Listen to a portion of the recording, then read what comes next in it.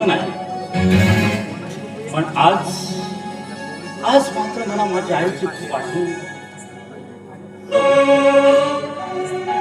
प्रभू, मला माझी आई कधी सोडून गेली मलाच नाही माहित. अगं, मी लहानचा असताना तू मला नरस सोडून निघून गेली जाईल. आई, आई, तुझी पवित्र छाया या नारायणच्या सदैव पाठीशी राहू दे आणि मला तू विसरू नकोस कधी. अगं, तू गेल्यापासून दादा आणि वहिनीनेच माझा सांभाळ केला. मला मी लहानचा असताना लहानाचं मोठं केलं त्यांनी. मला फार उपकार आहेत गाई त्यांचे माझ्यावर. अशी कशी का तू मला एकट्याला सोडून निघून गेले जाय.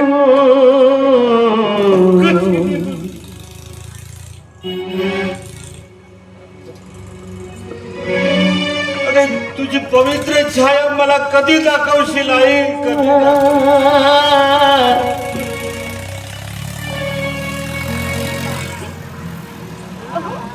तुम्ही असं का रडते बरं? मला सांगा, तुम्हाला कोणी दुखावलंय का? अगं वहिनी, काय सांगू का तुला. अगं वहिनी, ज्यांना आई नसते ना त्यांचं मन कसं उसळ वाऱ्यासारखं भिरभिर फिरत असते. आणि तुला एक सांगू, ज्यांना आई आहे ती किती किती किती भाग्यवान आहेत. ते नाही का, किती भाग्यवान आहेत ते. पण साला आम्हा पापी माणसांना आईचं प्रेम कधी मिळालंच नाही वहिनी.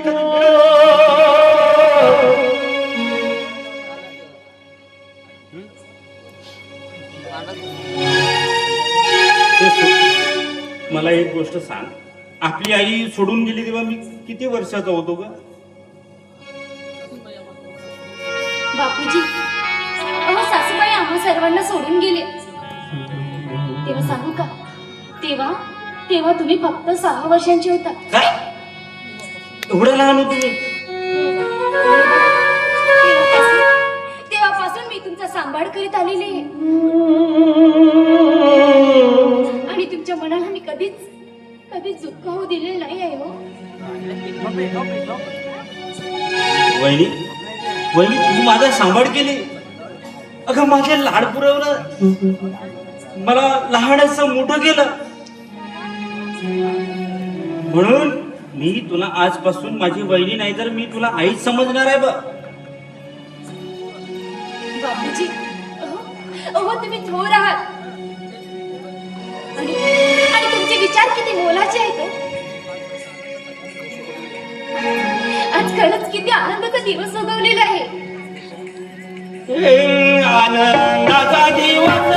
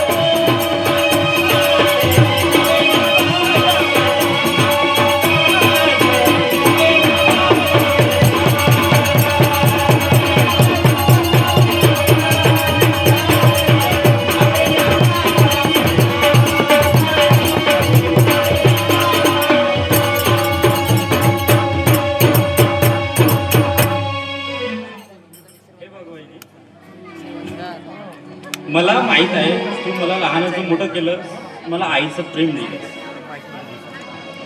आणि आजपासून मी तुला आई म्हणणारच आहे. मी तुला अगोदर सांगितलेलं आहे, बरोबर आहे. आता हे बघ, मी तुझ्या या प्रतिमेची की नाही रोज पूजन करत जाईन बघ. तुझा आशीर्वाद हेच माझं दीर्घायुष्य आहे. हे बघ, तू अशीच उभी राहा. मी आत्ता जाते आणि अगदी ताट नको, घेऊन नको, तुझं तर पूजन करते. म्हणजे नाही गंमत नाही. अगं वहिनी, गंमत नाही. मी येते आता.